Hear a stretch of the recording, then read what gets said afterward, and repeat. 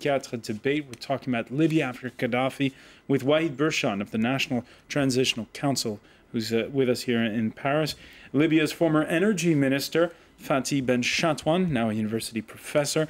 Pierre Conessa, former French Defense Ministry official who teaches here in Paris, and Francis Perrin, editorial manager of Arab Oil and Gas, and from London, let's not forget Alexis Crowe of the London-based think tank Chatham House. Just before the break, we were talking about the role we're talking about how it really is quite a wide-ranging group that's inside that National Transitional Council, everything from scholars to former ministers of Muammar Gaddafi, and we're talking as well about jihadists.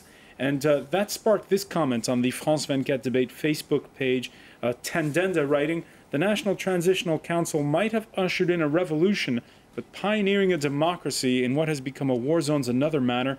In the name of revolution, the NTC might have accidentally created a jihad." What can you tell us, Waheed Burshan, to reassure Tandenda? Well, so far, I think we're definitely taking the positive view of the situation.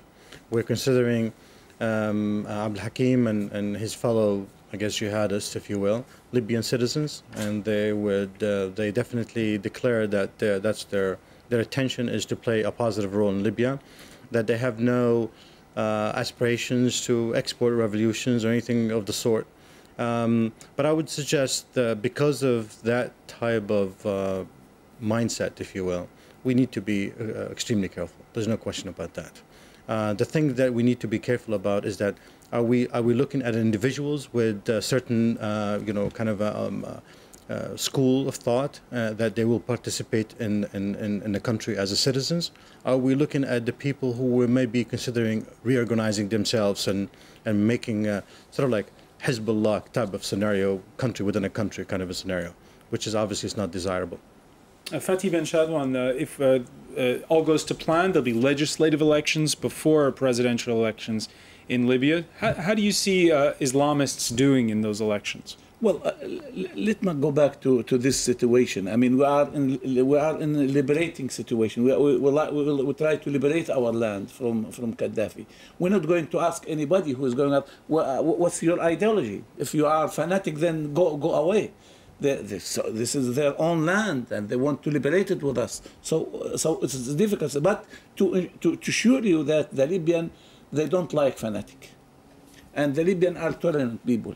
I mean, this is very sure. So in the next stage, I mean, if people are ideologically fanatic, then we're not accepting them in Libya. If they are in the right way, because 99.9% of the Libyan, they are not. So he don't get a chance. I mean, to be in the government if he is fanatic or something like this. But in this stage, you cannot say to anybody, no, don't go away.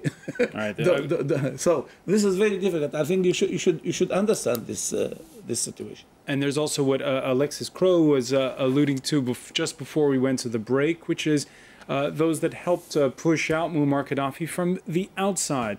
And the Friends of Libya may loom very large. We have an illustration with, on Wednesday evening, 280 million Libyan dinars, part of a consignment of new notes worth about $1.5 billion, shipped in by the Royal Air Force after being printed in England. There you see the president of the Libyan Central Bank, the governor of the Libyan Central Bank, they're shaking hands.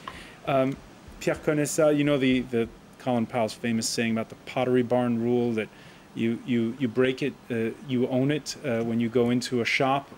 Same applies for here. Do Britain and France own this conflict, and the fact the money's even being printed in Britain, that they're going to own it for quite a while?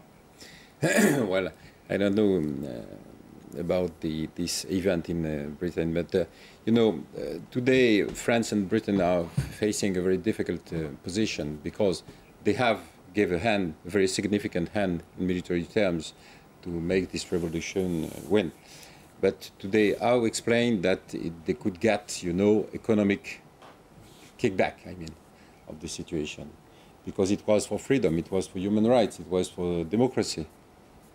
And you know that the Paris conference today has a very straight line to explain that it's normal that Britain and France has a leading role in the future of economic development of Libya. But what could be the right role of these winners? That's a very important point. And the second point, which is quite important for me too, is how to get back the money of Gaddafi. I mean, because this money is somewhere, you know, in France, in Great Britain, in the United States, in a very fiscal paradise, etc., which means that we have the international legal and regulatory system to identify and to give back the money to Libyan people. That's a very important point. What's your prediction, Francis Perrin, on that score in terms of getting the money back? Well, I think they will get it because it will take some time. Assets have been frozen by different countries and UN Security Council decisions. And of course, we will have some countries, especially China and Russia, we will drag their feet a little in order to say, they will not say this, of course, but if you preserve our interest in Libya, we will be perhaps more rapid in deciding to unfreeze assets. So there will be some economic and political game, but they will get these assets. They are their assets. There is no doubt about it. The other issue is, of course, the oil sector. Because oil and gas, it's a little less than 100%. Let me interrupt you on that score, because there was French daily Libération causing a stir this Thursday, publishing a secret document from April the 3rd promising 35% of Libyan oil to the French. The reaction of France's foreign minister, you could say, falling shy of a denial. I didn't know about this letter. All I know is that the NTC officially said it would show preference for those countries that supported it, which I consider logical and fair. Francis Perrin? Well, I did not see this document. The Daily Libération talks about a text. What is the legal nature of this document? What is clear is that we cannot consider this piece of paper as a legally binding document for the future Libyan authorities. There is no doubt about it. And I think that nobody who is serious can really think that France will get 35% of Libyan crude. It's totally absurd. So probably it's something which is political. The NTC or a part of the NTC signed one day a piece of paper in order to get France support, and perhaps they signed another piece of paper for someone else. But frankly, in Libya of tomorrow and the day after, with its oil and gas potential, the future authorities in Libya will not have to make gifts to other countries, because Libya potential is very interesting. Libya is a coveted country by all the oil industry throughout the world. There will be a very strong competition, and there will be in a very strong position to negotiate good contracts for the Libyan state and for the interest of the people, and not for the interest of Western oil companies. So don't look at tomorrow, look at the day after tomorrow. In other words, Fatih Ben Chatouane, how do you feel when you hear the French foreign minister almost saying, well, the spoils of war are ours to a certain degree? I mean, that's not what he said, but he sort of says, well, it's natural that, you know, that we get sort of preferential treatment there. Of course. I think, you see, to look at it in a way that these people helped to save a lot of Libyan lives, maybe 500,000 of Libyan lives have been saved by this government. It's naturally that the Libyan people, all the Libyan people, not the government, will feel that they should give this government a preference in any way. We cannot say what kind of preference now to show them. That's the first thing. About the paper, I think the government now, or that the people who's working now in the Libya, they don't have the authority. They don't have the authority to do anything. Only they have the authority to liberate the land, Libya, and give service to the land. So we're getting so close this. I think they should close this door, because they don't have the authority. To have the preference, I am sure. I think that they should have a preference, and to sign any papers now, the government now have no authority to do it. All right. I have a question, and I'm going to put it to Alexis Croo. that letter, one last point on that letter, it's addressed to the Qatari royal palace, copied to the Emir of Qatar, the High Cabinet of the United Arab Emirates, and the Secretary General of the Arab League, who at the time was Egypt's now presidential contender, Amr Moussa. Why is that document being addressed to all these Gulf states? Well, first of all, as the point I made before the break, I think the crucial distinction, and happily so for France and Britain leading the charge of NATO's operation, is the participation of the Arab League, because it gives the entire operation a lot more legitimacy than, if you put it in direct contrast to Iraq. And the Arab League here obviously has their own interests, which may not, we'll see in the coming months, may not match up to Western interests. So far, heretofore, it's been an anti-Gaddafi movement, but we've got to see what plays out. I mean, Qatar, no surprises there, simply because Qatar has been flexing its muscle as a desire to play the role of a regional arbiter, both in terms of supplying materiel and military capabilities to the rebels, as well as supporting financial and economic gains. So I think absolutely no surprises there, and I think the role of Qatar will be central to a post-Gaddafi Libya. But I'm going to put this to Pierre Conessa. The Qataris dived headfirst into this. Do they not have a common point with the British, the Americans, the French, is they'd like us to forget all the business they did in the past with Muammar Gaddafi? Well, just a point regarding this letter. If 35% of the crude oil of Libya is for France, that means that England has the same, which means that 70% of the... Italians won't be happy about that. I think so. So it means that this letter is probably a kind of gentleman agreement which a new power is signing with needing a help, international help. And it dates back to April. Yeah, yeah, I think so. About Qatar, I think that Qatar is a very interesting new power in Arab world, because it's a kind of traditional regime, because it's an emir, but the different aspect of this diplomacy, I mean, regarding Al Jazeera TV channel, regarding the new diplomacy or in the Arab Spring, etc. This power, and mainly regarding its financial potentiality too, is a very important help to help the Libyan regime to implement a new kind of constitutional system, political parties, etc. It's a surprise, because it's not exactly the country in which one can help, can wait for help in that kind of field. But I think that Qatar has a very important role to I want to ask play. Waheed Bershon on this. Why do you think Qatar has dived headfirst into the fight to oust Colonel Gaddafi? I was involved at the beginning in Qatar. I was there when they started this whole thing.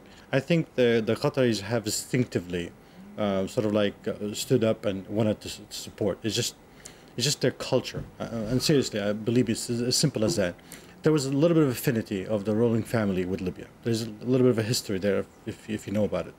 And with that, I think they genuinely feel for the Libyan people in general. The Emir visited Libya a number of times. He had a lot of incidents with Libya. I know on a personal level he was not really extremely happy about what's happening. So from that perspective, I think they just sort of rallied, and we, with the help with the local Libyans in there, a lot of people who are started in there have convinced them to support the cause. Let me ask you on this point, Alexis Crowe, again. Is there not the feeling that all these countries, again, they want us to forget the business they did in the past with Muammar Gaddafi?